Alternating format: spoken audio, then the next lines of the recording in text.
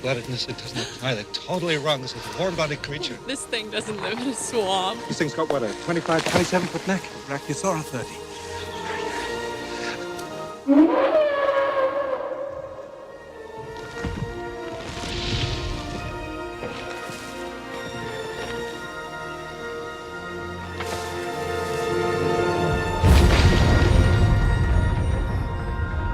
We're gonna make a fortune with this place. Welcome to Jurassic Park.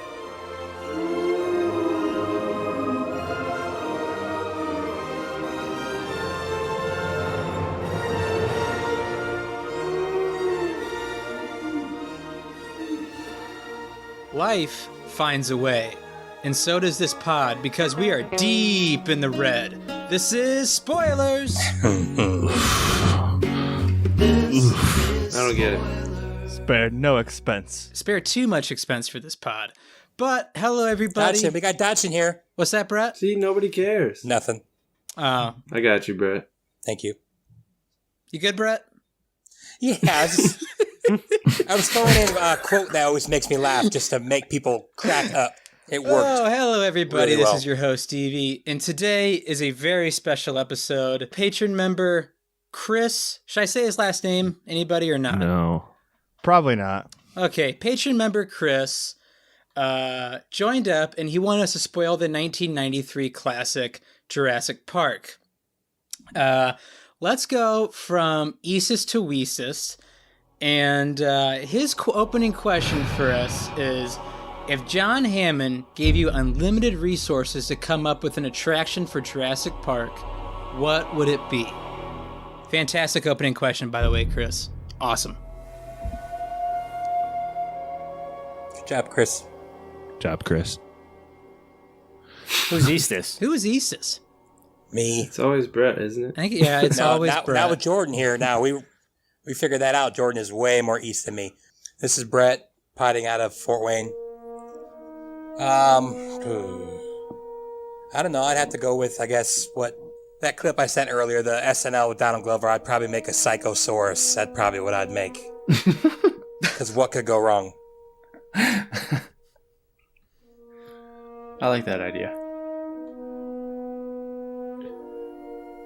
I might be next, I guess. There you go, Josh. Way to take command. Sure. This is Josh from Goshen, and I am kind of an expert at Dino Park Tycoon. So this is a great question for me, but unlimited resources kind of ridiculous. So, I'm going to summon my inner Muldoon. Is that his name in this movie? Muldoon. Shoot her. Yeah, Muldoon. And I think the most dangerous game to hunt is man. So let's create some sort of Hunger Games gladiator sitch. We're on a weird island in the middle of nowhere. Like, take UFC to the next level. That's what I'm doing. So hunting humans. How original. Okay. Josh. People will be dying. Hey, Josh, in Dino Park Tycoon, what's the name of the dinosaur you want to buy at the end and then it just breaks? I think it might be the Allosaurus. I'll have to look that up. So it's people hunting dinosaurs or No. people hunting people? It's dinosaurs hunting people. Like, I'm talking Russell Crowe versus Joaquin Phoenix fighting to the death with unlimited resources. That's what I'm doing.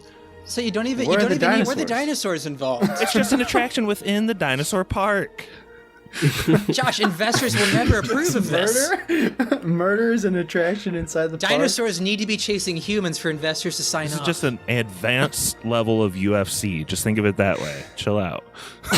Right. No, it's like your Galaxy's Edge section of the park. I get it. It sounds like Josh just wants to see like legalized pay-for-play murder. No, listen, they don't have to kill the opponent unless I give like a thumbs down or whatever. So you're the ringmaster too? Middle thumb means you decide. God. Well, Josh, you need to tell me this. Will it be televised? The revolution will be televised. You gotta pay for that shit. Okay, fine. Let's go with that. Jesus Christ, Mikey. It's like Death Race. I like Josh's Fortnite idea. That sounds pretty cool. Human Fortnite idea. Ooh. I'm gonna also have an illegal back alley type business, much like Josh. But I'm gonna have a guy like in an alley just be like, "Hey, you ever tried any dinosaur meat? you want a dino burger?" It's probably pretty tough. And yeah, you'll probably catch a weird disease eating something, but it's like something you can't let the FDA find out. There's some like innuendos going on there. I don't know. It's such a you have unlimited resources.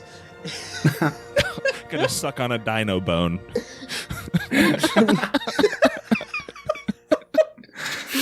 Blowosaurus Rex. Oh my god, that is funny. Oh, PK, what you got? Yo, superhero correspondent PK here from South Bend. Jurassic Park's one of my favorite movies, so I'm glad to be here.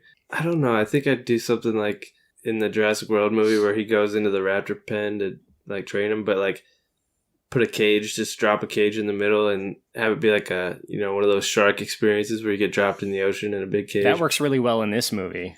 Yeah. This is Pappy, recording from Louisville, Colorado, and unlimited resources, Stevie? Unlimited resources. Unlimited power.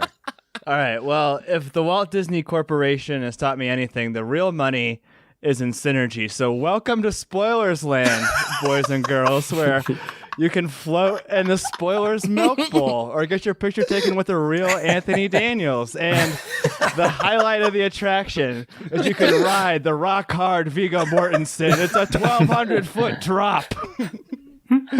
It's like a slide. But yeah, that would be my idea. The Anthony Daniels was such a nice touch. No, please don't stop. Keep telling us about this amusement park. I have to hear more. Jake Gyllenhaal is there, but he only hangs out with us. He's not available to like the tourists. Oh my god. This is Corey, Kylo Ren memes, recording out of Simi Valley, California. I've been thinking about this. So the first Jurassic Park, it had regular raptors, which are pretty scary by themselves, right? But then later in the series, Jurassic World Fallen Kingdom, they had like a super raptor. Even scarier, right? The raptor's like more evil looking. It's like part cyborg, I think. Weaponized raptor. It is weaponized. So I say, fuck all that. You're going to have an amusement park. You should have nice raptors. So my contribution, a chorus line raptors. I'm talking raptors in little top hats, twirling canes in an auditorium. So if you ever go to an amusement park, there's rides. There's always at least one auditorium that has a show, and mine is a chorus line raptor. That's amazing. If they can open a door, they can twirl a top hat. Easily. I like how small everybody went with theirs. My wife suggested being able to fly with the pterodactyls. Damn, that's a good one. If I were to do one, man, do you guys remember that episode where Morty goes to that arcade and he lives like a full life, where he like goes back to work at the carpet store and he just lives like a sweeping full life, and it's pretty much like 10 minutes. And he loses his wife and kids? Yes. So dark. Yeah, that's taken from Star Trek, but yes. Thank you, Kylo, 'cause I know nothing of Star Trek outside the movies. But if I were to do it, I would offer $1 million to either 4 friends or a family of 4 that would go into a VR world full of dinosaurs, ones that'll eat you and ones that won't alike. And if you could survive for 24 hours, you get $1 million. But what you do in the VR is plastered all over Jurassic Park so everyone can see what you're doing and what you're saying. I love it. I think it'd be. I think it would tear a lot of families apart to a certain point. But who cares? Well, I think people would get pleasure out of just watching it. I think there'd be a lot of Vegas bets. Okay. I think that's what I would like to see. Like the most, insane VR you've ever seen, though. I think it's a better idea than Josh's pay to watch people get murdered idea, but that's just me. Yeah. It's no rock hard Viggo Mortensen slide, though. We can all admit that. Would the slide at least come out of, like, Viggo, like, whereas rock hard would? I gotta say, I love watching Josh's Hitman universe while eating a dino burger. It sounds pretty awesome to me. Oh, man. Well, let's get... We could have the Dirk Diggler ride, too, Pappy. Just go straight down. Huge drop. Sorry, Stevie. So sorry. It's okay. Great question, though, Chris. I love it. Perfect question. This is an Thanks, awesome Chris. question. Before we get into this movie, I have a question for superhero correspondent PK. Just because Here we go. he's such an enigma to me. He can't even say a movie he hates, and it just makes me laugh because he loves all movies, which I think is a great quality. So much that he even liked Jurassic Park Fallen Kingdom. Jurassic World. There you go. Jurassic World Fallen Kingdom. That's how much Even you like better. that movie. You got the title even right. Outside of the first one, PK, I have to ask you, what is your favorite Jurassic Park movie? The Lost World. Probably. I like the first Jurassic World too, but I think The Lost World's good. It's a fun time. I don't know if it's good, but 2 or 3? Which That's that's the one's two. second one. No, it has some moments, and it's very heavy on the Goldblum, which is enjoyable in some parts of the movie. For sure. Some parts. I can see why you would go with that one as your next favorite. A young Vince Vaughn. Julianne Moore. Let's forget about that one, though. No, that's not a highlight. Also, I don't like every movie. There are movies I don't like, but I don't like believe I said, it. next time I pod, I'll give you a list. There we go. You're the only person in the history of spoilers whose stats we track that are at 100% yes. I don't want to know a Oh, movie yeah. you don't like. I'm the honestly. anti-Jordan. Exactly. Brother Jordan. Well, let's go ahead and start out with this movie. Kylo, we pretty much have one main hero in this movie. Who actually is Dr. Alan Grant? Oh, Dr. Alan Grant is a paleontologist, which is what I wanted to be when I was a little kid. Nice. Because of Indy or because of this movie? Because of this movie and because dinosaurs were pretty hot shit in the 90s. Oh, yeah. Yeah, they were. Mm-hmm. The introduction to Alan Grant, I do want to talk about that scene. It's like such a great scene. In fact, there's a lot of memorable scenes in this movie overall. Almost every one is, in fact. But Dr. Grant and Ellie Sadler, they're digging up some dinosaur bones, and you get to see a dig site. Grant's like explaining similarities between birds and dinos. He's really showcasing his knowledge. And this is just great. Like, some little dipshit kid pipes in and starts making a smart-ass comment. Where did this kid come from? He just Yeah, what's he appears doing from there? the Whose kid Montana is desert he? to roast Dr. Grant. This is one of my favorite moments in the whole movie. I listened to this in headphones for the first time ever, and someone in the crowd goes, "Ooh, this kid's really a pistol." A pistol. There's a moment right before Grant responds to this kid where he stops dead in his tracks, puts his hands on his hips, and just has like a small laugh to himself. He's like, finally, an opportunity to ruin a child's life. It's awesome. But also, how'd the kid see like the picture of it? 'Cause he's like, that doesn't look very scary. And like they all clear out, and he's clearly shorter than everybody. Get him, Dr. Grant. Show him what's up. Roast him! Tell him about the birds. Somebody starts a beat. And it's like all in the name to like respect this old dino. Like, hey, if this dino was alive, he'd really kick your ass, kid. It's like, No, what I think is hilarious is that Grant basically pulls a knife on this kid to prove his point. Yeah. And it's not really a knife, obviously. It's like a prehistoric equivalent, the raptor claw, but it still It's counts. still very sharp. That really gets the kids' attention. But we learned 3 things about Grant, Stevie. Grant, he doesn't like technology, which is not really relevant to the plot, but it's a kind of a recurring series of gags in the movie. He doesn't like kids. This kid, namely, but it seems that he doesn't like kids in general. This kid, I feel like, really struck a nerve. Nobody likes this kid. That's kind of part of his character arc, though. And also, he's an expert in his field. So those are like the 3 big things we learn about Grant right off. And that leads us to the next beat of the movie, in fact. Something that's really ironic is that as we record this podcast, the most recent WTF with Mark Maron is with Sam Neill. So I listened to that, and he has this thing that I think he writes these notes on his script sometimes. NAR stands for no acting required. And he pretty much said like his view on kids is kind of similar to what it is in the movie. And he actually acts still, as we all know. He's just in a movie called Rams, but he also owns like 4 vineyards and has like a dozen or 15 employees at all times. He's a really strange man. Is that why he was so good in Hunt for the Wilder People? Because he just hates kids. And he's from New Zealand, so it's perfect. Uncle Heck's Uncle doing Heck. pretty well with 4 vineyards. Uncle Heek. Heek. He described himself as a Jekyll and Hyde, and like the acting is the friendly Jekyll, and his like obsession with grapes and wine is like Dr. Hyde. And so I don't know. That's pretty interesting, I thought. Part of me always wished that there'd be a deleted scene of Dr. Alan Grant like paying that kid like $40, like after everybody already clears out, just so Alan Grant could seem smarter than he actually was. Put it on a show for everybody. Put on a show for everybody. Say he's gonna rip this kid's intestines open. I've been pretty down lately. I needed that one kid. Thanks. The kid just walks back off into the desert and like fades away slowly. Brett, who is his booty, Dr. Sadler, and why is Laura Dern like the best bad bitch in the world? She's a paleobotanist. She's I'm trying to think. I mean, I know what she is in the book.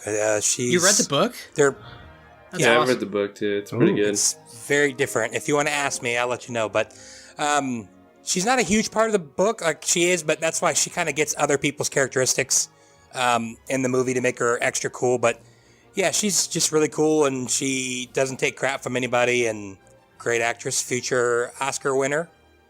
Are you talking about just kind of like what we know right now at the beginning, or just kind of throughout? Spill the beans, Brett. Spill them all.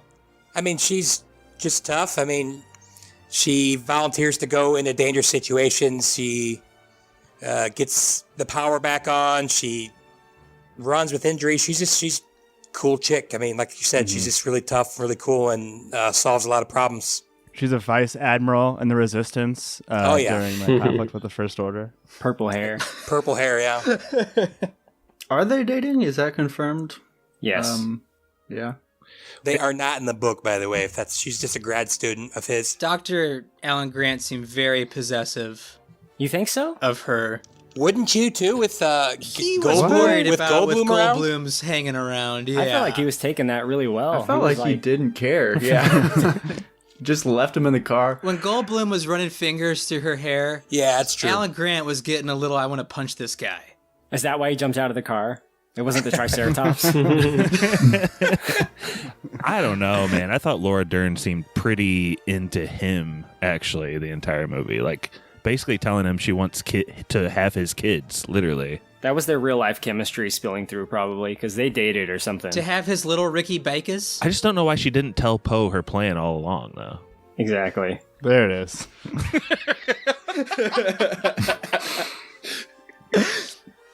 Josh, I have a question for you. Let's do it. I notice this in a lot of movies, especially 90s movies. I don't think it's technically called this, but I always call it like warehouse shooting, where even if it's outside, there's something magnificent looking about super bright lights and super fog like mixing in with them, so it looks like it's being shot in a warehouse. In the opening with the raptor scenes, do you like how that kind of set piece like looks from, I guess you could say, like the audience perspective of bright lights and crazy fog rolling through with really chaotic shooting all around? It's amazing, and it looks like it could be in an 80s movie. I'm not aware of any like CGI used in this scene necessarily. Maybe there's some subtle details or something, but I think there's only like 55 total CGI shots in this movie, so I don't know if any are here. And yes, it looks amazing. It looked like it could be like part of RoboCop, maybe. But I like that. Yes. I also just like how many like little tidbits they drop right here in the opening. Like, first of all, raptors are nothing to fuck with. Like, we're gonna get into some Jaws level biting here, and then again, I'm bringing up Muldoon, but like his kind of eye contact with the raptor and almost like this whole recognition thing that becomes a big theme in the movie, like one intelligent species to another. I really like that part. Stevie, I don't know if I'm breaking news here, but break it. Bear with me, non-sports people. This movie was shot on location in the Hawaiian island of Kauai. Steve, are you familiar with a basketball player named Kawhi Leonard? Leonard? Yeah. Do you remember what team that he won his last NBA championship with? I do. Them Toronto Raptors? Oh, Coincidence? I think not. I think not. coincidence? What does it all mean? Let me ask you guys, you sports guys, a question. Was the Raptors team named after the dinosaur craze of the 90s? Yes, I'm 100%. Definitely. I don't know how long they've been around. I don't fucking know. 90s. I think they were a expansion team in the 90s. 96 maybe. Well, thank you. There's no way they weren't named after Jurassic Park. like real life raptors are like actually the size of like turkeys. They're very like small like animals. Oh my god, the kid was right all along. Hold on a second. Pappy's not showing much respect. I That's don't like true. this. Yeah. Put that claw away, Josh. Pappy, try to imagine yourself in the Cretaceous period. Pappy, you have to imagine they hunt in packs, though. They move in herds. Yeah. Pappy wishes it was the Cretaceous period. He doesn't want any of this. This isn't what he wanted. Kylo, the Cretaceous period brings up the fact that like some people rip on this for having dinosaurs that weren't in the Jurassic period as part of the park. Really? That's kind of bullcrap commentary. That's right? really reaching for complaints about the movie. That's like if you want to hate it, but like you can't find any valid criticisms with the film itself. I'm glad Josh touched on very little CGI. Mikey, you're a big practical effect guy. What's your favorite practical effect shot in this movie? There's lots of cool ones. I am picturing the T-Rex putting its foot down like in front of the Jeep, and we see it like squished down in the mud. That's a pretty classic one. Or the T-Rex's eye next to the Jeep. I love the T-Rex's eye. And I'm thinking about the raptors in the kitchen, which is probably my favorite scene. Some of that is CGI though, right? When they show them like head to toe, isn't that usually CGI? Mm-hmm. Have you guys seen the making of with James Earl Jones? Oh yeah. It's really, really good. It's not on YouTube right now, which is where I initially watched it, but it is on like Daily Motion or something. But they basically like altered course like a quarter of the way through production. They were doing like the equivalent of like stop motion, and then like Spielberg pivoted to full on CGI for most of it, right? So it was like a big decision at the time, and like the guy who was like doing the stop motion stuff was like obviously devastated, and then he saw the CGI and he's like, well, I'm extinct. And then it ended up being a line in the movie that like Alan Grant says like later on too. It's like it's really crazy like what they did. PK, do you remember anything from that documentary? It's a really good I've one. seen it a few times, but it's cool because they do show like early test footage of the like stop motion style that they were gonna have, and it was like this movie would have been so much different if they wouldn't have gone the route they did. These are the first like CGI living creatures in a movie. Like before this, it was like Terminator 2 and like some James Cameron like Abyss, like the watery thing or whatever. But this is like the first time Water face. Yeah, they used CGI to create a living creature in a movie, and it looks so much better than it should, right? Given that. Yeah, I wish like I could time travel back to like 1993 and watch this in theaters for the very first time, like with a crowd, and see how their reactions were. Like I can't imagine how cool it was to see like that big jump in like movie quality just with this one movie. I've seen it in theaters a couple times. But yeah, I totally agree, Brett. I think it still holds up, like that T-Rex scene specifically. Yeah, T-Rex looks great. Is that T-Rex still around? They made that. Probably, yeah. I hope so.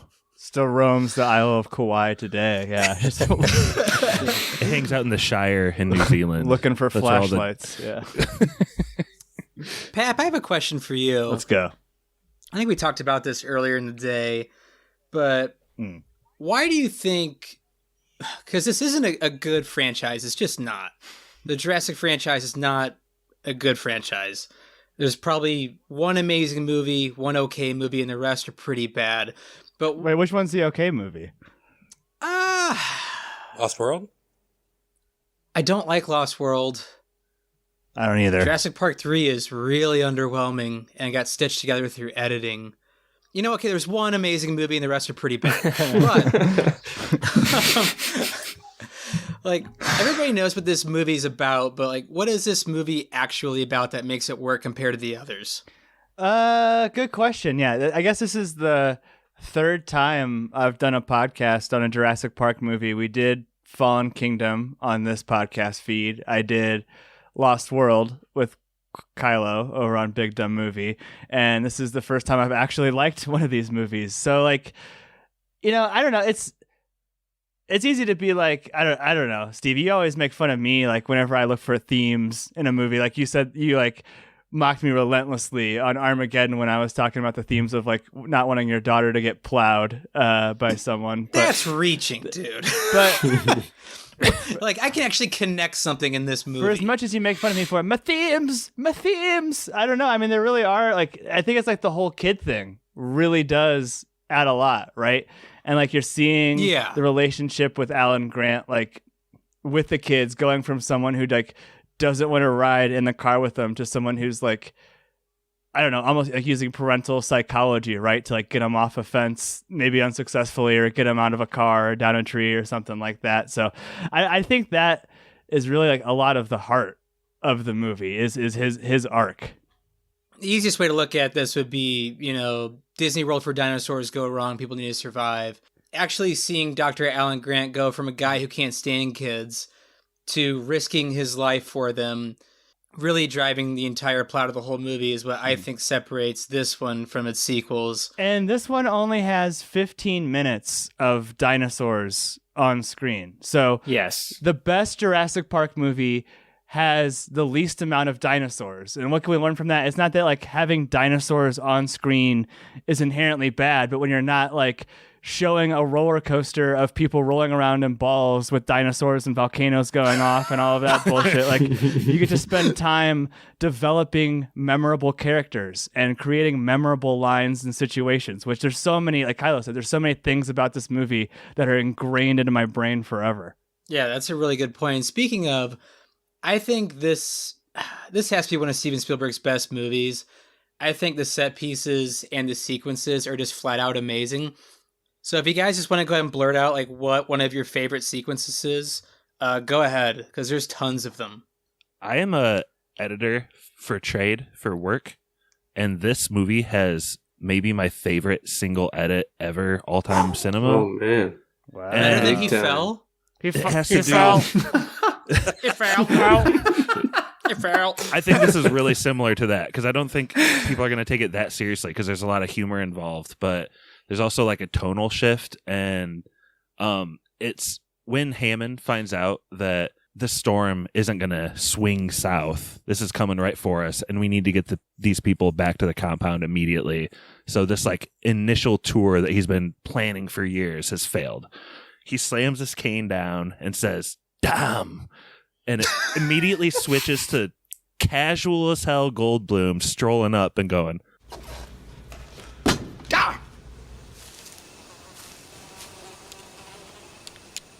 That is one big pile of shit. So good. And I just am in love. I love it. I love the first time they see a dinosaur. Alan sees it. I think Dr. Grant sees it first, and he grabs her head and kind of turns it towards. I think that's really, really cool because you chauvinistic. It's the big trailer moment. It is really cool because she's like going on about this like leaf. Like somewhere along the way, she collected a leaf, and she's a paleobotanist. She's like, I haven't seen. There's no leaf like this in our history. This dates all the way back to blah blah blah blah blah. And he's like, shut the fuck up and look at the dinosaur. Steve, I have a question for you about that scene. Hit me with it. How do you, in the pantheon of John Williams scores, where does Jurassic Park fall for you? One of the great composers of all time. Of all time. I don't know. I think I have a mental block because I know the theme when I hear it, but I can't do it off the top of my head. It's the weirdest thing. I've watched this movie 3 times in the past 2 days, and I cannot, for the life of me, tell you what the theme is.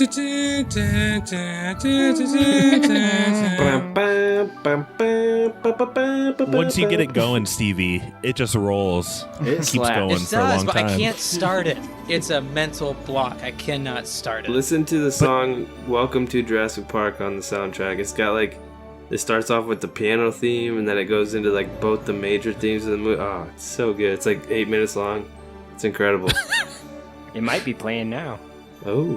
I feel like that's kind of the music, going back to Brett's comment, of like when their knees are like buckling at the sight of the dinos too. That really is like one of the best scenes from this movie, Brett. Yeah, I think it's just shot really well because you don't really get to see what he's seeing until she sees it. So it's reverse chauvinistic. I was just joking about that. I'm just messing around. At least he doesn't like pull her hair like Jeff Goldblum. Like, hey, look over here. Gosh. Watching this movie really made me wonder why they made B.D. Wong the villain in the new ones. Like, He seems so nice. he seems so nice. It's ridiculous. He's a kind of a bad guy in the book. He dies too in the first book. Oh, spoiler alert! Sorry. What's he do? That's bad. What's he do in the book?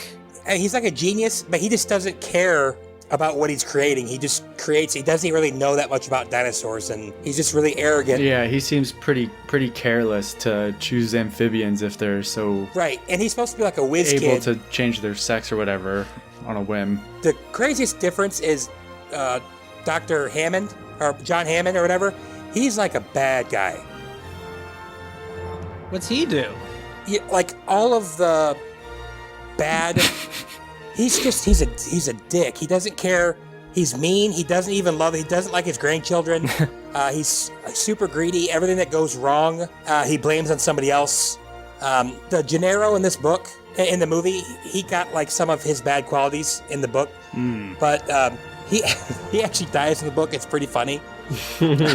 He's like walking and like he hears a T-Rex roar and it scares him and he falls down a hill and hurts his ankle and he can't climb back up the hill. So and then he gets eaten by all these little dinosaurs. Dinos? So the little baby ones that I think they're more in Lost World.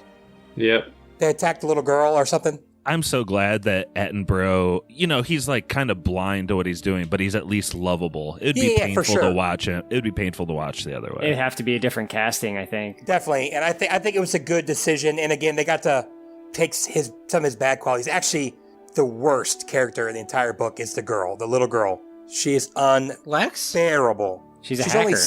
only 7. But in the book, she's only 7. And the boy is the one that's the computer jizz.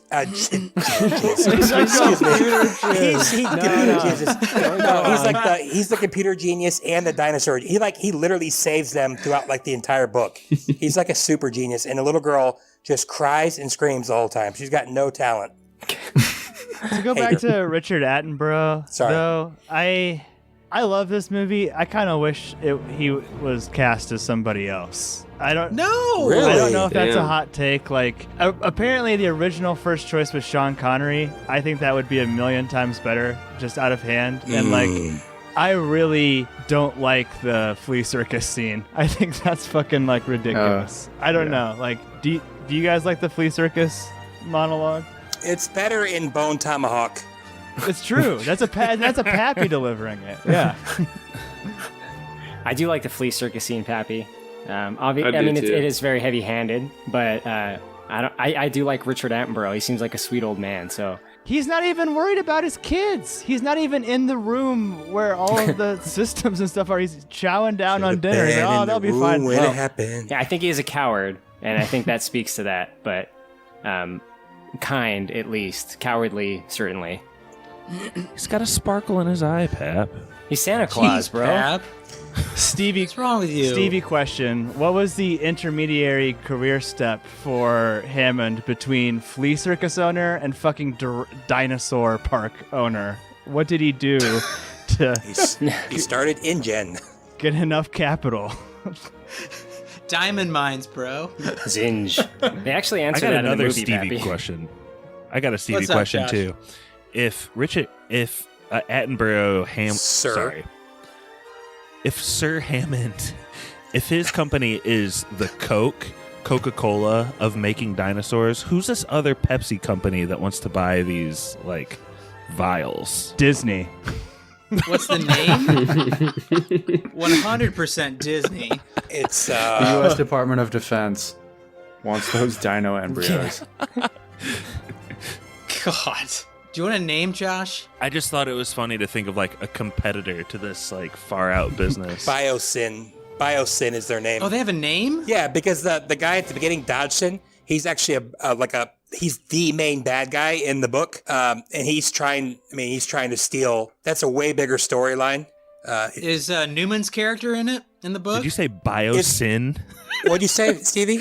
Is Newman's character in the book? Oh yeah. His is pretty. He's pretty much exactly the same, except he actually has kind of a reason in the book because he's literally blackmailed by Hammond. He like blackmails him into writing all that code for no extra money and all that stuff like that. So he's just kind of like F you. Josh, I think it's either Biosyn or it's Penetrode. Dude, Biosyn sounds way joking. better. It's not Penetrode. That's an Office Space joke.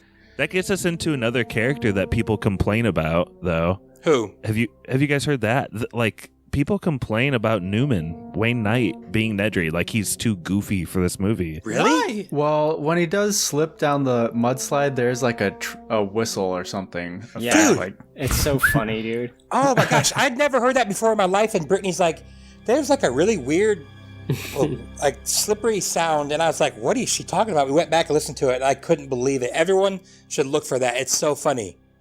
Is that like the sneakers when the wizards are fighting? Kind of. It's something you hear in Scooby-Doo. Like, yeah, it's a sound effect. It's like it is totally out of. It's so weird. It's out of place. Yeah, out of place. Yeah, with the rest of the movie.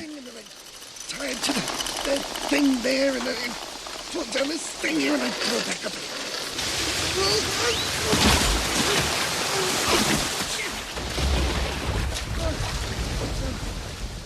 It's like so silly and goofy, and then he gets brutally fucking eaten by the Dilophosaurus. I think an underrated line in the movie that always makes me laugh is he goes, I'm going to run you over when I come back down here. That is pretty good. Is the complaint about him because he's just so hateable? He's like too hateable? Too Newman-y? Too Newman-y? What's the complaint with him? He's too goofy. Goofy. Like too cartoony, and it doesn't fit like the tone of the movie. What? Oh, the movie about making dinosaurs from mosquito, Amber, yeah. Hey, I'm just a messenger. We can, yeah. I don't believe this is true. I love him in this movie. He's great, and he's so hateable. And I will just say this, working in the related IT field, I have seen a few IT guys that are just as slobby as he in terms of like their desk and like the wires around it and shit. I don't know if you guys noticed that. There's like Cat 5 cables just like hanging down, like not tied or anything. I love when Samuel Jackson goes over his desk and starts bitching about it. Look at this workstation. He throws half his belongings on the floor. Kylo, you're an IT guy. How realistic is Lex in the hacking scene when she has to save the day? It's a Unix system. She knows this. Yeah, it's the Hacker Man meme. She needs to find a file. Except it's Hacker Girl. I love that there's like a line that is so throwaway that I always forget where it happens when she says, I'm not a nerd, I'm a hacker. I'm a hacker. And then later on, she uses her skills to get the doors locked, and she holds a mouse in the old way. I don't know if you guys remember, like when people used to put their hand over a mouse and they would only have one finger down and the other three would be risen up slightly. She does that, so that's kind of annoying. But also, she's using, I think, Nedry's computer, right? Yeah. Well, before, like, everything on his screen was, like, command line. It was all command line. When she gets there, it's all graphic user interface. Like, dude, she's, it's a like, PS2. navigating through files in a visual display. So she must be really good because she turned that on. She's on the PS2 memory card. She's going through the files, looking for the right programs to turn on. Yeah, I just love the idea that, like, in the future, it's going to be more efficient to fly through your file structure as opposed to just reading what the different folder names are. And clicking on folders. Yeah.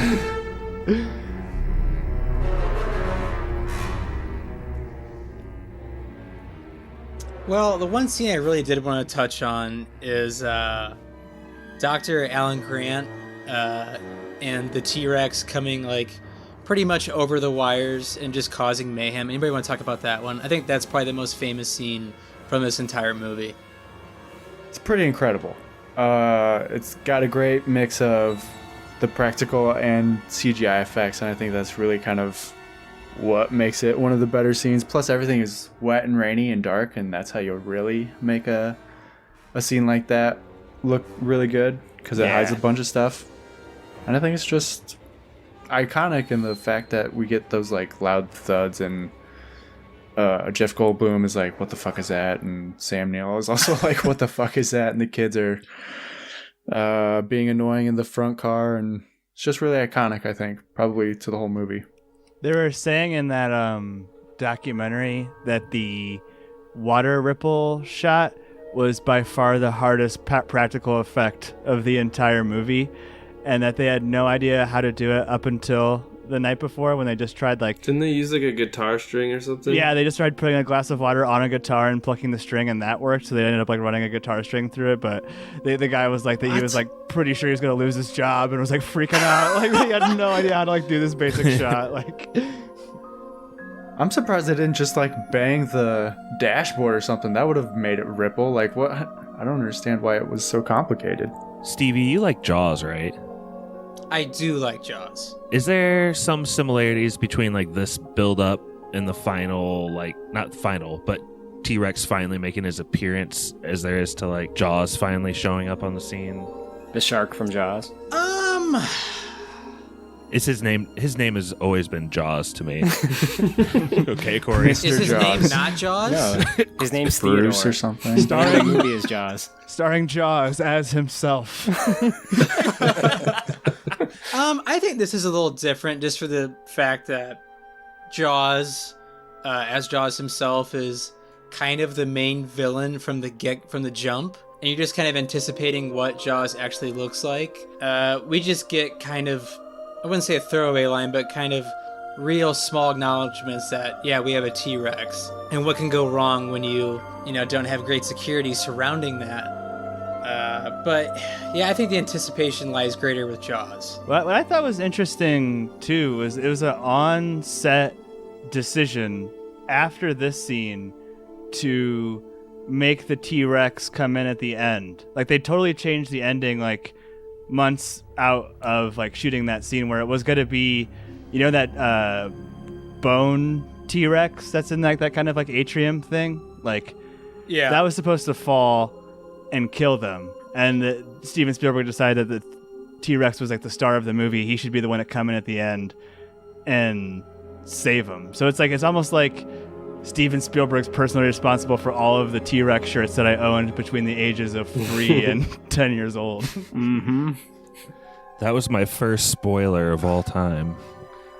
My cousin, Jason, he'll never listen to this pod. He spoiled it. He told me the T-Rex comes and saves the day one day before I was going to see the movie in theater. Oof. What an a-hole. Damn. That's why I'm on this pod to this day. I have deep damage. Whoa.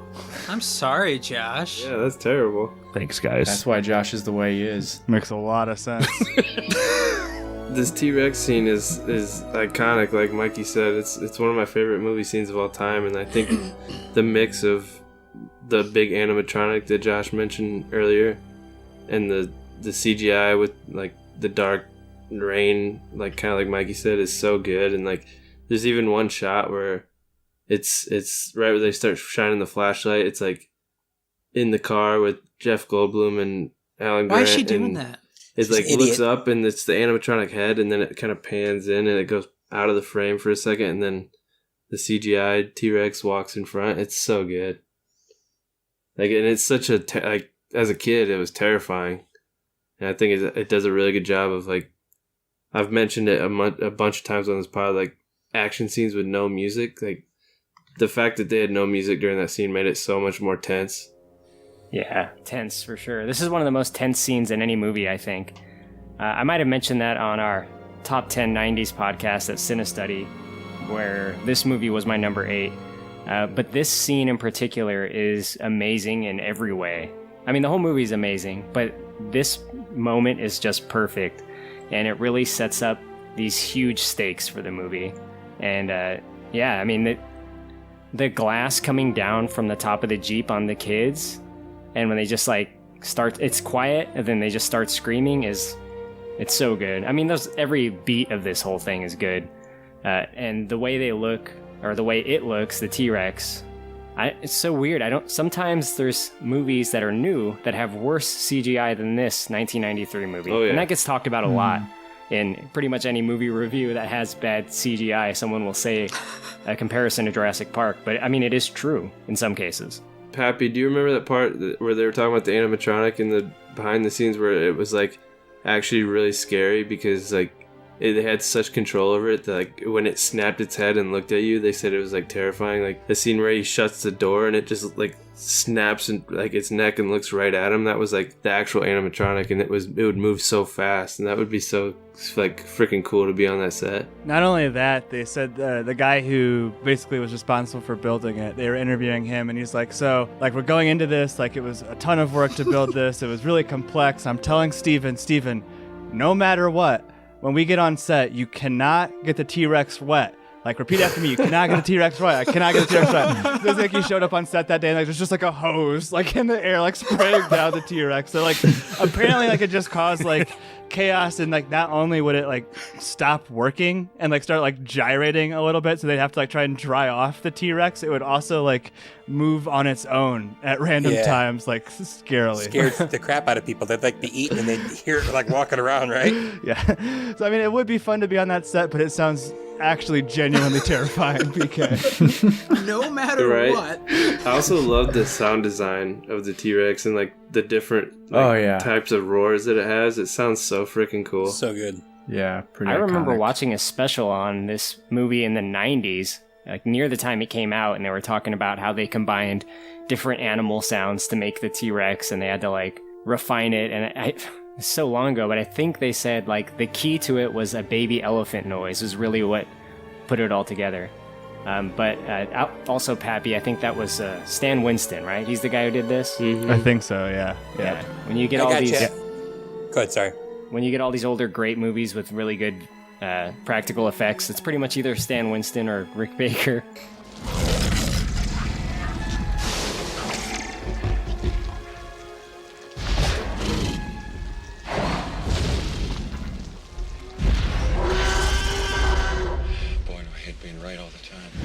But this one was Ricky Winston. Baker. I love that tidbit about the sound effects because I think they use more animals there than like Swiss Family Robinson has. And they were torturing animals. Killed significantly less, but used more. Dog, penguin, tiger, alligator, and elephant.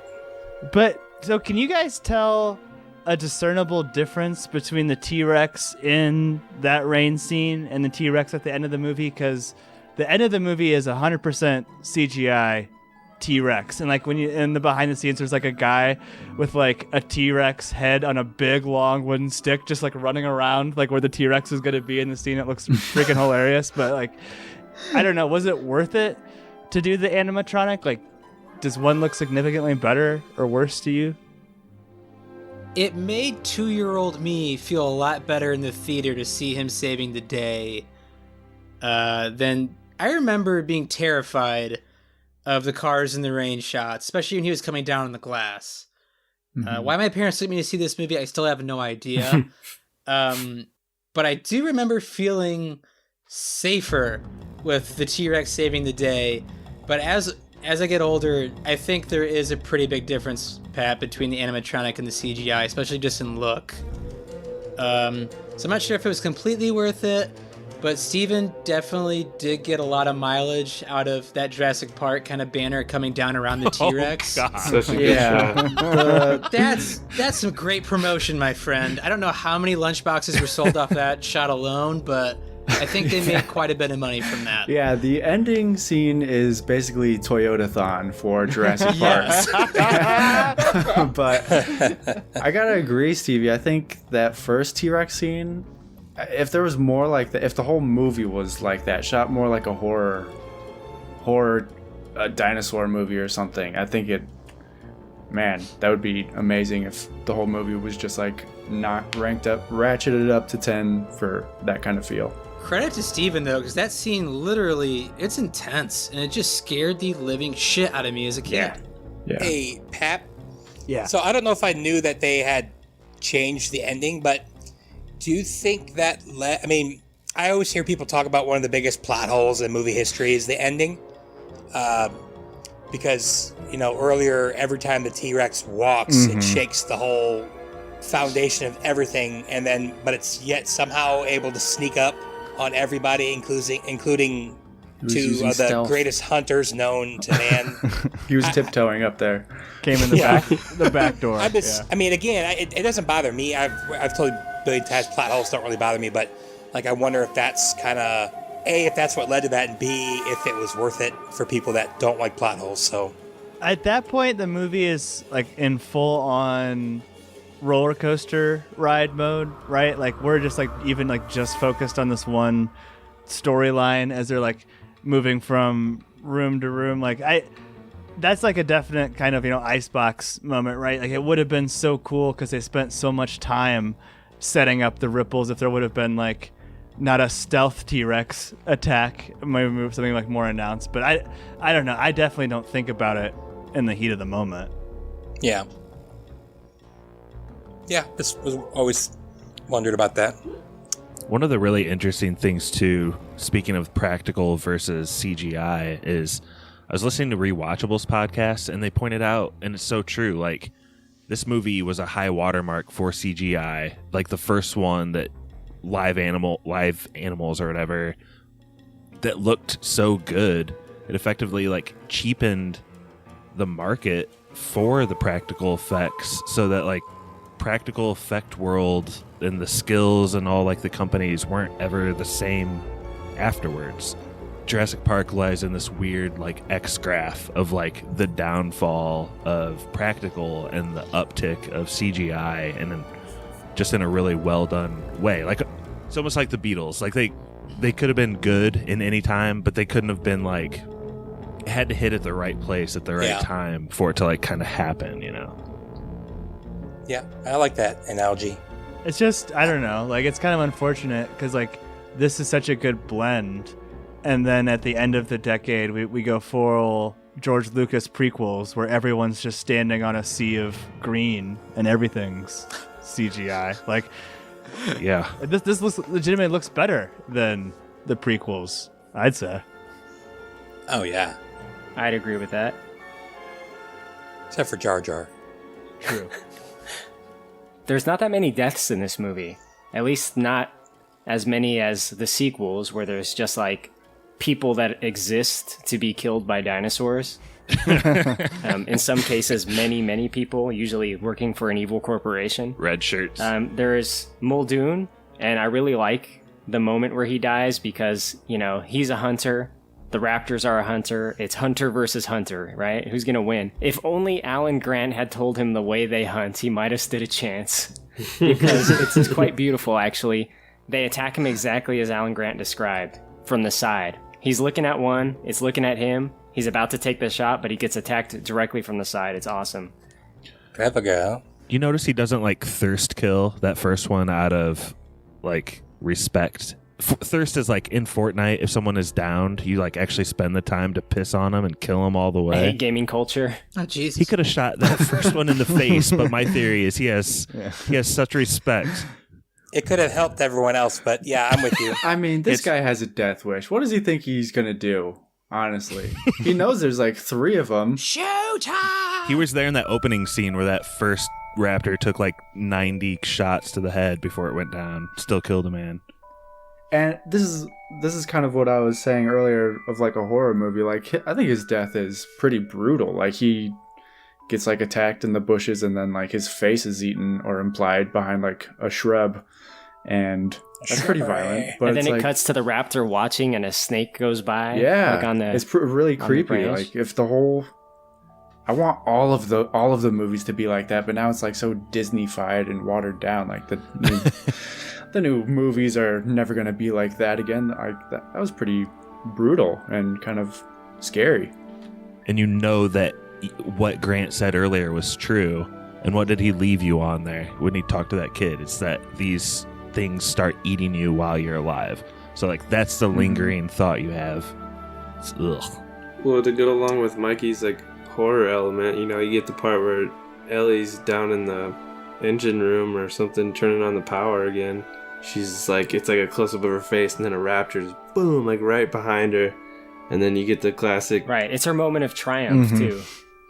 Yeah, Dr. Arnold's arm lands on her shoulder, and she's, oh my god, I'm so glad you're here, and then boom, just a full on arms off, and then another little jump scare. It's like, I agree with Mikey. I hope like the future of Jurassic World, since they're kind of expanding and doing new things, I hope they let somebody do a more like dark horror centered dinosaur show or movie.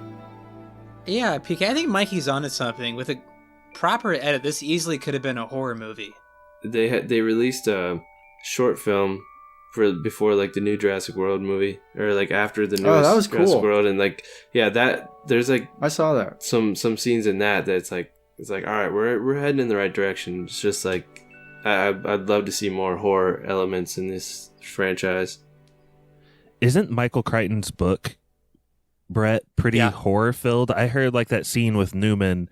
They describe like the eating of his jugular and stuff, and all the blood. They slice his guts open. Yeah, I don't know. It doesn't get killed, but it gets attacked. It's like a mother walking into her baby getting eaten and shit. Whoa. Oh, yeah. And they're telling stories about them in like Costa Rica, but yeah, there's the kid that gets attacked on the shore that actually lives, but that's how the second movie starts, that attack. Right, but it's in the the book. It's to show that the dinosaurs are kind of migrating, which is kind of what they imply at the end. Maybe that's a deleted scene. Yeah, the book is way more violent. A lot of the characters that survive in the movie don't survive in the book. And the other way around as well. Gennaro lives, Muldoon lives, and the old man dies, and pretty sure Ian Malcolm dies too. He does, and then they bring him back in the second book, which is hilarious. What? Through I think DNA. He literally spends the second half of the book like in a pain medication haze, like speaking nonsense, and then he dies, and then he's literally the main character of the second book. I don't think Michael Crichton thought that he was going to have maybe have a big hit or something, but I think they made him write the second book after the success of the movie. They wanted to make another movie, so they wanted something to base it on. For sure, but I mean, apparently he sold the rights to that movie for $2 million before the book was even done, the script was done or something. They just knew it was going to be a big hit somehow. He did the same thing with Congo, I think. He was an awesome, super smart dude. Speaking of Dino DNA, Stevie, you're been to screenwriting and scripts, and you often criticize like news and other forms of exposition. How do you feel about Mr. DNA and the dinosaurs that he talks about? Is this good exposition? Is this well done? This is a fantastic shot at Disney. Like the ride? You have no idea how many of those rides are at Disney World and Disneyland. There used to be, like, Disney World used to be filled with them. So, like, this coming along in the 90s was a fantastic shot at Disney itself. You mean the future of tomorrow? Like, all that, like... Future of Tomorrow, what's that ride that's in Tomorrowland? What is it called? Where it shows, like, the families and how they progress, like, the 50s. Yeah, I don't know what it's called. All the way up to, like, the 2030s. Carousel of Progress. Yes. It's called the Carousel of Progress. And there used to be another one.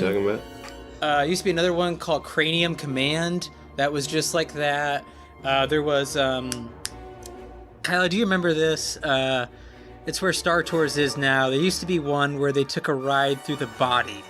Like they shrunk you down like a simulator. You like rode through like the human body. Magic School Bus, Miss Frizzle shit. Yeah, it was like that. That's the rock hard Viggo Mortensen, I'm pretty sure. That's what that's called. But yeah, that was a fantastic kind of poke at Disney, along with the lawyer thinking they're going to make so much money, and he goes, we can, figure out a coupon day. That was a pretty nice shot at Disney as well. He asks if the workers are autoerotica. Yeah, what was that? To which Hammond says, no, there's no animatronics here. Dumbass. Was that like a misdelivered line? I feel like the lawyer just doesn't understand like this area. Like Now, is this a hentai? Is this one of those hentai that my kids keep talking about?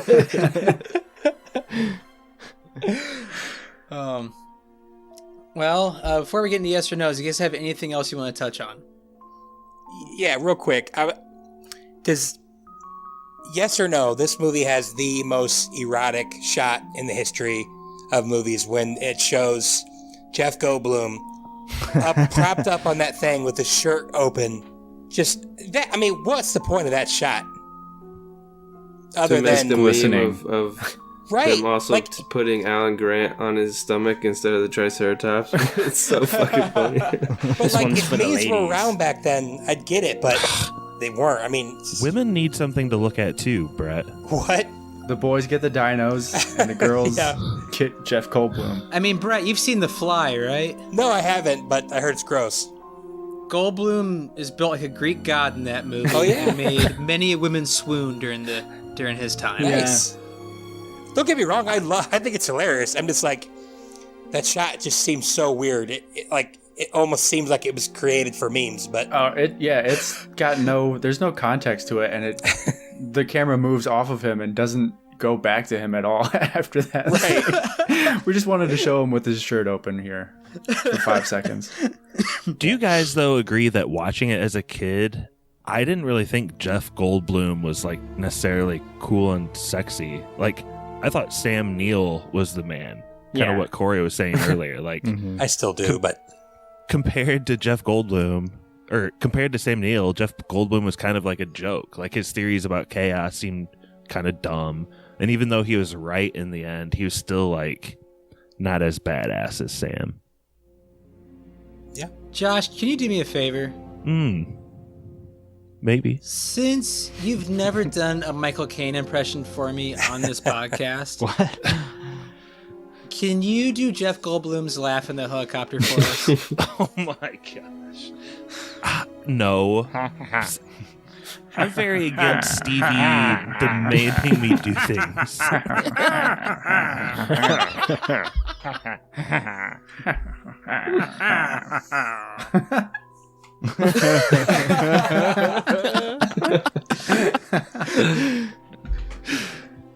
have one more note, Stevie.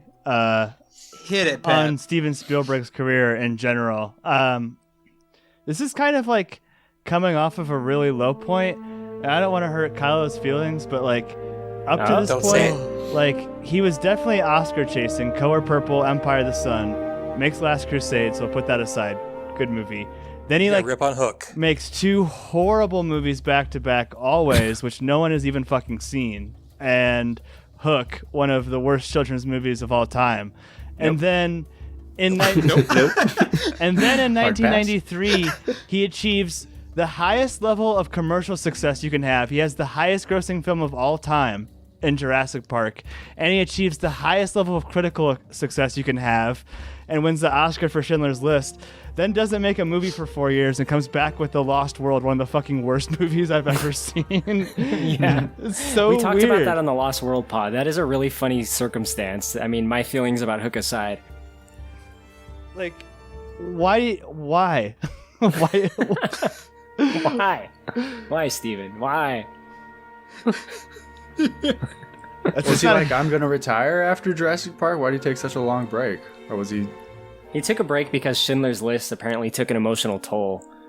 And, Why? He needed to step away. That slapstick comedy took a toll against him? That knee slapper?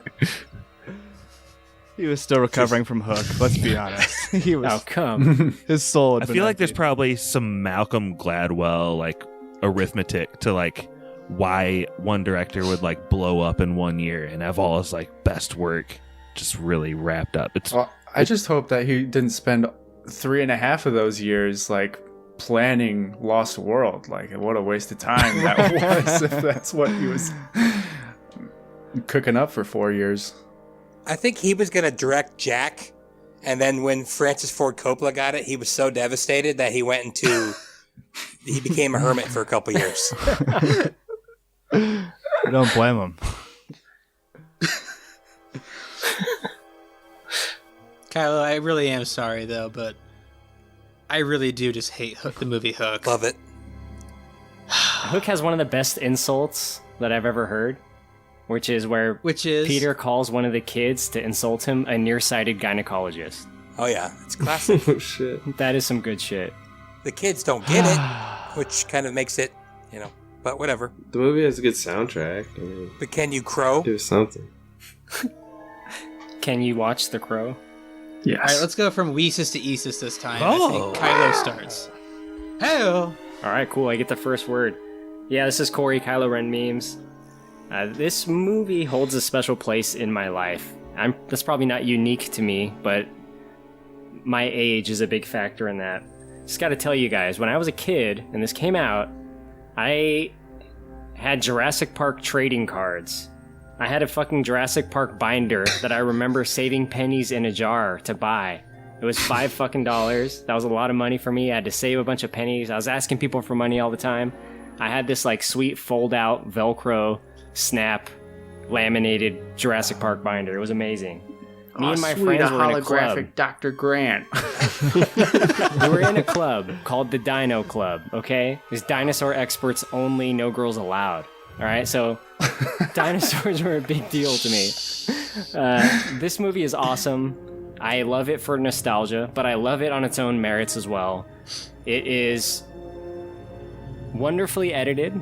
It has no downtime. Every scene I like. It has a wonderful score. It has great characters, great performances. It's just a solid ride, and it's something that I will always love.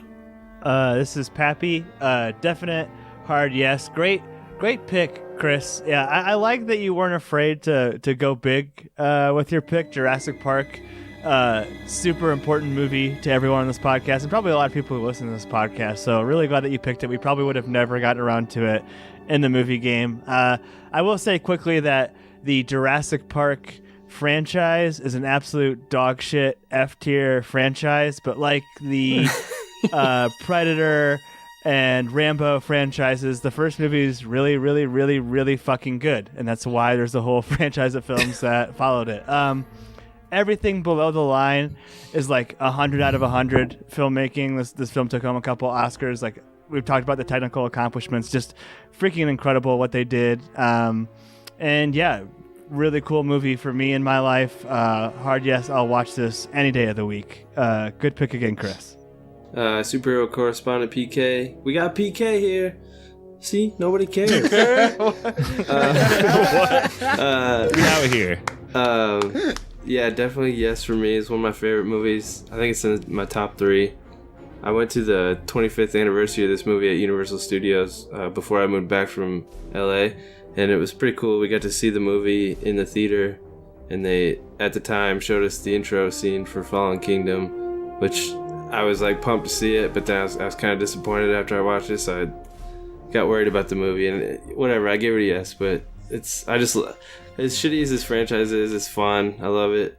I said in the podcast or the pre-pod, I was like, I just like seeing dinosaurs eat people. Even though like this first movie is the one that has like the best style, and that's the type of movie I want to see. But I hope the franchise kind of takes a turn after Jurassic World Dominion and explores new opportunities, and they give somebody the reins to take it a little darker. Because I would love to see a rated R Jurassic Park movie. So. Yes from me. It won't. Yes, it's obviously a yes. I think it's one of the best movies of the 90s. And to be honest, when I watched it when I was younger, the whole side plot of these dinosaur embryos and Newman getting them off the island, didn't care about, didn't even like give any semblance of thought to throughout the many times that I watched it back then. But yeah, it's just a whole nother aspect of the movie that's also pretty good watching it nowadays. Just I didn't care about it at all. I only cared about the dinosaur scenes back then, but all around it's a great movie, and yeah, the effects are still so good, and the score is so good, and it is, Pappy's right, it's an F-tier franchise overall. It's seems to be a lot of those types of movies, and falls in line with Rambo and Terminator. But yeah, The first one is just an amazing movie, so absolute yes.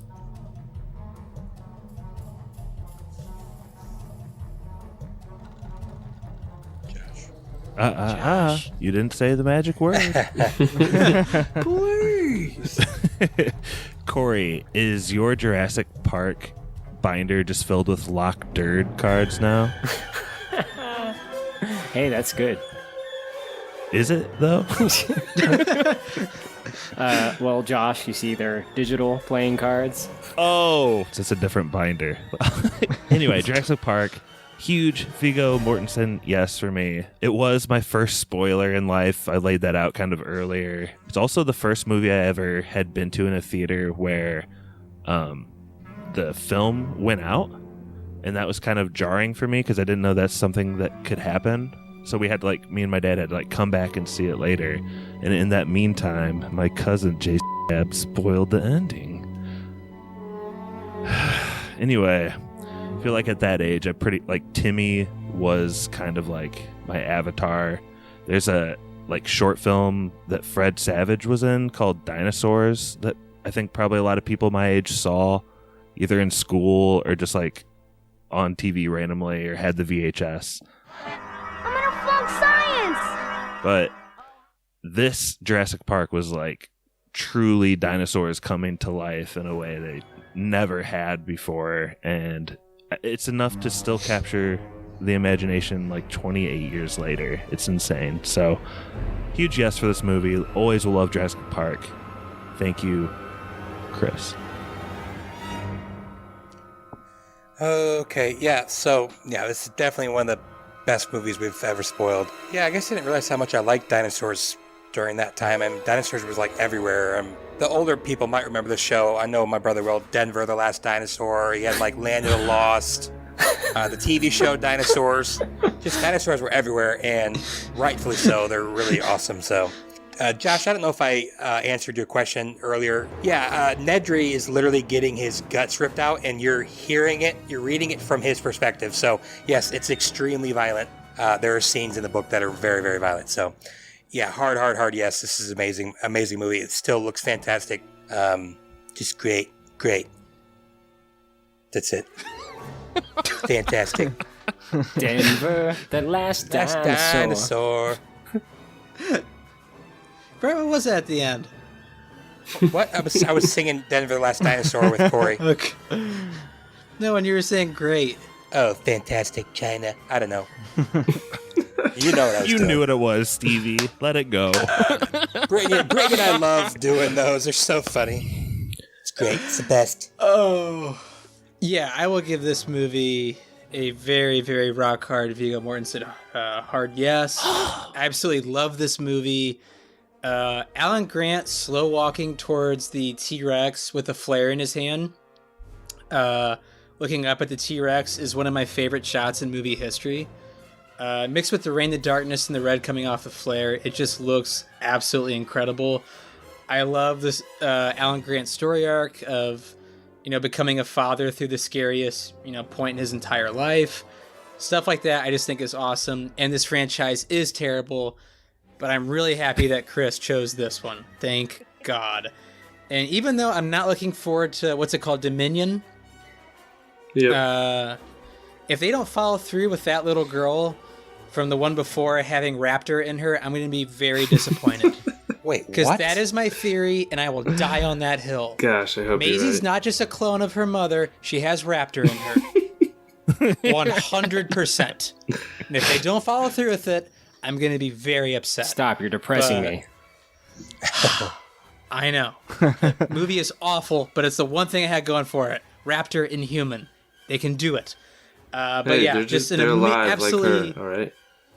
What's that? I said they're alive like her, okay? Exactly. She feels connected to him. It's a whole separate podcast on it, but she has Raptor in her. But yeah, just an amazing movie and probably my favorite Steven Spielberg movie. Just what a movie. So happy I watched it 3 times this weekend. Absolute hard yes. Before we leave, though, are you guys ready for some trivia? Whoa! Yeah.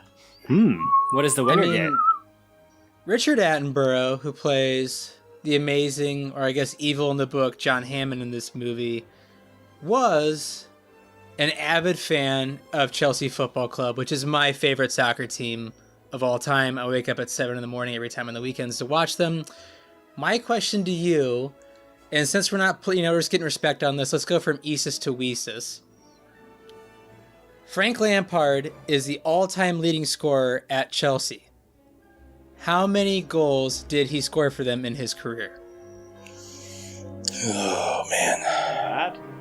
I was really hoping for some JP trivia. All time. Not with Stevie. You said score, goals you're talking about? I will say 73. 73 for Brett. Okay, who's next? Shout out to brothers Jordan and Jared, Liverpool fans. The Reds, you'll never walk alone. I'll go Right at all. What was that? 169. 69. 169. Money. I'll guess 101. 101. Okay. I'm going to guess 233. 233 says PK. Okay. I'll say 333. That seems really high. 333. Well, I'll take the answer that Pappy should have said of 420. Is that the last guess? Kylo? Yeah. Hey now. Stevie, can I get half a point for getting it almost exactly half right? You weren't even close to exactly half right. I'm looking at the wrong thing then. Go ahead. Okay, Frankie Lampard. Super Frank, my favorite player in all of Chelsea history. Terrible coach. He wasn't great. All right, he wasn't great. That doesn't mean Michael Jordan wasn't great for the Bulls. He just wasn't great as a coach. Anyway, in all competitions, he scored an astounding 211 goals for Chelsea, which means PK gets all of our respect because he was the closest. Let's My go. first trivia with the full crew, and I win. Let's go. Wow. I haven't won any WandaVision yet. Mine says 147. Now so we much can was it, Brett? respect PK. mine just says. Yes. Respect me. Oh, this says 211. Yeah, 211 if you go by all score. Yeah, I think he had, 170 for Premier League? 147 for Chelsea. there So you go. almost exactly halfway almost. But good job, PK. Hey, you respect me, you respect Jurassic Park, all right? Now, Pap, as is tradition, I'm going to kick it to you because I love you and you're my best friend. But what do we have coming down the line? Yes! And if people want to join our Patreon, how can they do that? Okay, so first things first, it's patreon.com/ I don't know what's after the / Hold on. Patreon.com / spoilers podcast. No, Josh, don't say that. Optional slash. Nope. The slash is required. Also, the app on Patreon is really good because they have a bunch of episodes on there, and I found that the interface for playing episodes is actually really nice. But what's coming down the pipe, you ask, Stevie? I'll just say two things. One, we did run a poll for our patrons on what kind of episode they wanted to hear, and they voted on a movie that we like. So, relatively soon this summer, there's going to be a Mad Max Fury Road pod on the Patreon, which is exciting. We haven't recorded that yet, so it's a long way off. But you did a great job hosting tonight. Go to bed early, rest up, get your movie eyes ready because you're back to hosting with Maximum Overdrive, our next movie game review. So a movie equally as good as Jurassic Park in most circles, but that's what we have to look forward to. And more Patreon requests, but I'm not going to say them because I get beeped out when I do. That's hilarious, though. Crystal Skull. And snap. Yes, we do have. That'll get bleeped out, though. I just think it's going to be funny for me being bleeped out saying on the podcast lots of times. Well, I just want to say thank you all for listening, and thank you to Chris for joining our Patreon and picking this amazing movie. I had so much fun hosting with all of you. 'Twas awesome. That was Spoilers.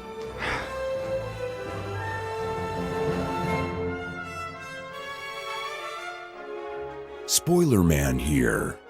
Please consider going to patreon.com/spoilerspodcast. Special thank you to our patrons. Really spectacular, spared no expense. Nick. Absolutely spectacular design, spared no expense. Brother Brian. Top of the line, spared no expense. Druid King. Spared no expense.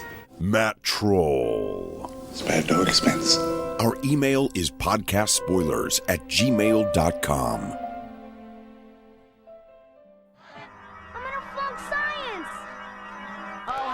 Anybody study with all that noise? Turn off that music and go to bed.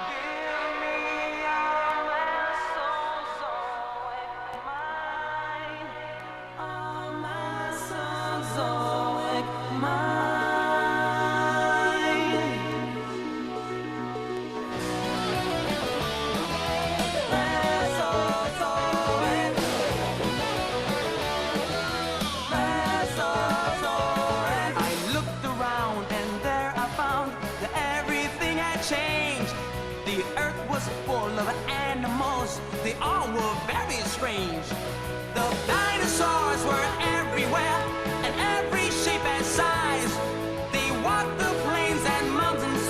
They even filled the skies. Give me a Mesozoic mind. Bring me away from all mankind. You can keep your Cenozoic, but I'll take that Mesozoic. Give me a Mesozoic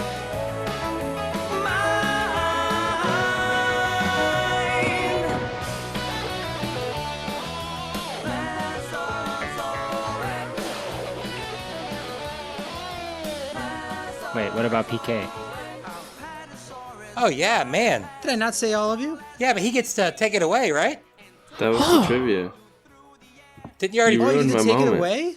You ruined my moment, Stevie. Edit it I back thought we in. were just going to respect. You know what, PK? I gave That's you right. respect Since and you I won, lose it right away. you lost it quickly. Since you won, take us out. All right. Thanks, Chris. Great movie. Thanks for having me on a non-superhero episode.